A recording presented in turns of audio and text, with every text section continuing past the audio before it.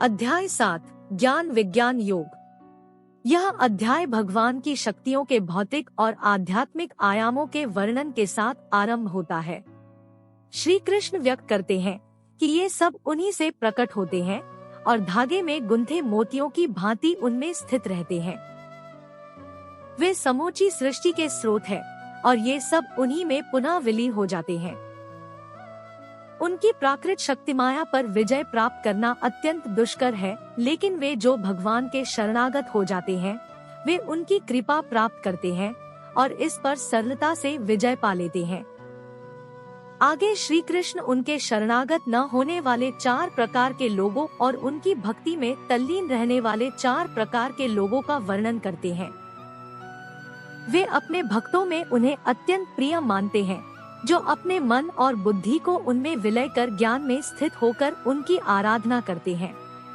कुछ लोग जिनकी बुद्धि सांसारिक कामनाओं द्वारा हर ली जाती है, वे स्वर्ग के देवताओं की शरण में जाते हैं, किंतु ये स्वर्ग के देवता केवल अस्थायी भौतिक सुख प्रदान कर सकते हैं और इन क्षणभंगुर सुखों को भी वे भगवान से शक्तियाँ प्राप्त होने पर ही प्रदान कर सकते हैं।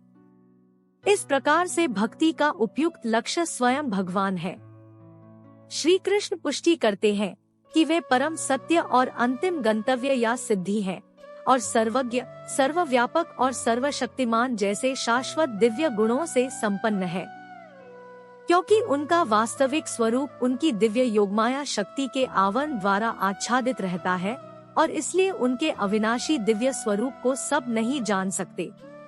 यदि हम उनकी शरण ग्रहण करते हैं तब वे हमें उन्हें जानने का अपना दिव्य ज्ञान प्रदान करते हैं और उनको जानकर हम भी आत्मज्ञान और कार्मिक गतिविधियों के क्षेत्र का ज्ञान प्राप्त कर लेते हैं। परम प्रभु ने कहा है, अर्जुन, अब यह सुनो कि भक्तियों के अभ्यास द्वारा और मेरी शरण ग्रहण कर मन को केवल मुझ में अनुरक्त कर और संदेह मुक्त होकर तुम मुझे कैसे पूर्णतया जान सकते हो। अब मैं तुम्हारे समक्ष इस ज्ञान और विज्ञान को पूर्णतः प्रकट करूंगा, जिसको जान लेने पर इस संसार में तुम्हारे जानने के लिए और कुछ शेष नहीं रहेगा। हजारों में से कोई एक मनुष्य सिद्धि के लिए प्रयत्न करता है और सिद्धि प्राप्त करने वालों में से कोई एक विरला ही वास्तव में मुझे जान पाता है। पृथ्वी, जल, अग्नि, वायु, आकाश, मन, बुद्धि और अहंकार, ये सब मेरी प्राकृत शक्ति के 8 तत्व हैं।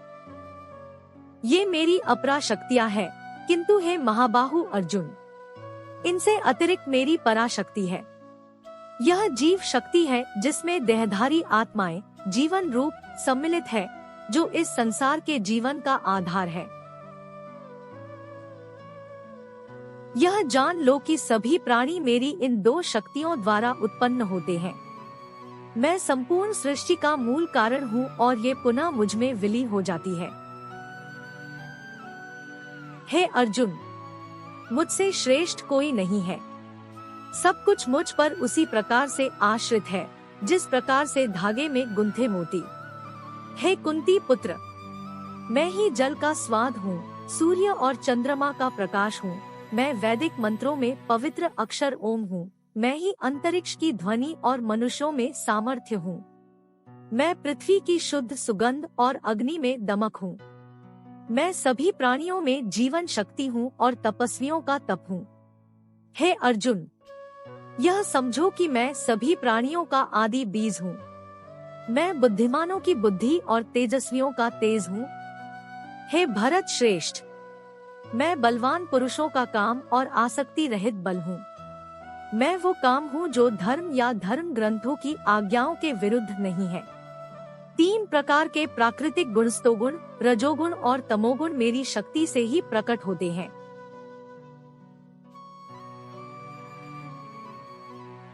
ये सब मुझ में है, लेकिन मैं इनसे परे हूँ। माया के 3 गुणों से मोहित इस संसार के लोग मेरे नित्य और अविनाशी स्वरूप को जान पाने में असमर्थ होते हैं। प्रकृति के 3 गुणों से युक्त मेरी दैवीय शक्ति माया से पार पाना अत्यंत कठिन है, किंतु जो मेरे शरणागत हो जाते हैं वे इसे सरलता से पार कर जाते हैं। 4 प्रकार के लोग मेरी शरण ग्रहण नहीं करते, वे जो ज्ञान से वंचित हैं, वे जो अपनी निकृष्ट प्रवृत्ति के कारण मुझे जानने में समर्थ होकर भी आलस्य के अधीन होकर मुझे जानने का प्रयास नहीं करते, जिनकी बुद्धि भ्रमित है और जो आसुरी प्रवृत्ति के हैं। हे भरत श्रेष्ठ, 4 प्रकार के पवित्र लोग मेरी भक्ति में लीन रहते हैं। आर्त अर्थात पीड़ित, ज्ञान की जिज्ञासा रखने वाले जिज्ञासु, संसार के स्वामित्व की अभिलाषा रखने वाले अर्थार्थी और जो परम ज्ञान में स्थित ज्ञानी है। इनमें से मैं उन्हें श्रेष्ठ मानता हूँ जो ज्ञान युक्त होकर मेरी आराधना करते हैं और दृढ़ता पूर्वक अनन्य भाव से मेरे प्रति समर्पित होते हैं। मैं उन्हें बहुत प्रिय हूँ और वे मुझे अत्यंत प्रिय हैं। वास्तव में वे सब जो मुझ पर समर्पित हैं, निःसंदेह महान है।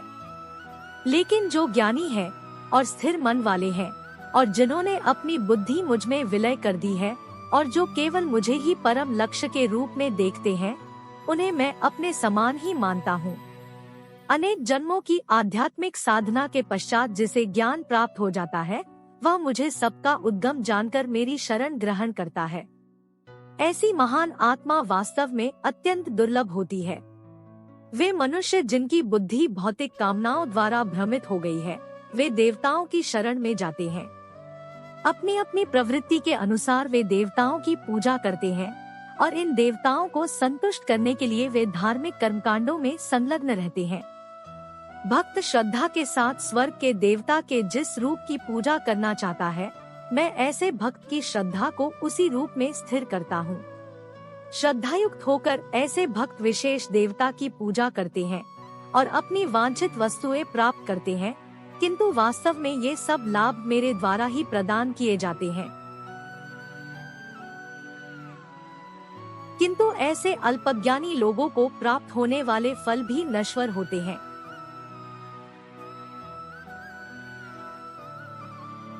जो लोग देवताओं की पूजा करते हैं, वे देव लोकों को जाते हैं, जबकि मेरे भक्त मेरे लोक को प्राप्त करते हैं। बुद्धिहीन मनुष्य सोचते हैं कि मैं परमेश्वर पहले निराकार था और अब मैंने यह साकार व्यक्तित्व धारण किया है। वे मेरे इस अविनाशी और सर्वोत्तम दिव्य स्वरूप की प्रकृति को नहीं जान पाते। मैं सभी के लिए प्रकट नहीं हूँ, क्योंकि सब मेरी अंतरंग शक्ति योगमाया द्वारा आच्छादित रहते हैं। इसलिए मूर्ख और अज्ञानी लोग यह नहीं जानते कि मैं अजन्मा और अविनाशी हूँ। अर्जुन, मैं भूत, वर्तमान और भविष्य को जानता हूँ और मैं सभी प्राणियों को जानता हूँ, लेकिन मुझे कोई नहीं जानता। भगवान सर्वज्ञ है। हे भरतवंशी, इच्छा तथा घृणा के द्वंद्व मोह से उत्पन्न होते हैं। हे शत्रु विजेता, भौतिक जगत में समस्त जीव जन्म से इन्हीं से मोहग्रस्त होते हैं। लेकिन पुण्य कर्मों में संलग्न रहने से जिन व्यक्तियों के पाप नष्ट हो जाते हैं, वे मोह के द्वंद्वों से मुक्त हो जाते हैं। ऐसे लोग दृढ़ संकल्प के साथ मेरी पूजा करते हैं।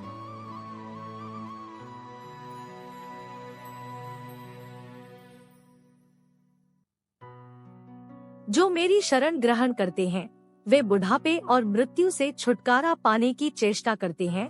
वे ब्रह्मा, अपनी आत्मा और समस्त कार्मिक गतिविधियों के क्षेत्र को जान जाते हैं। वे जो मुझे अधिभूत प्रकृति के तत्व के सिद्धांत और अधिदेव देवतागण तथा अधियज्ञ यज्ञों के नियामक के रूप में जानते हैं, ऐसी प्रबुद्ध आत्माएं सदैव यहाँ तक कि अपनी मृत्यु के समय भी मेरी पूर्ण चेतना में लीन रहती है।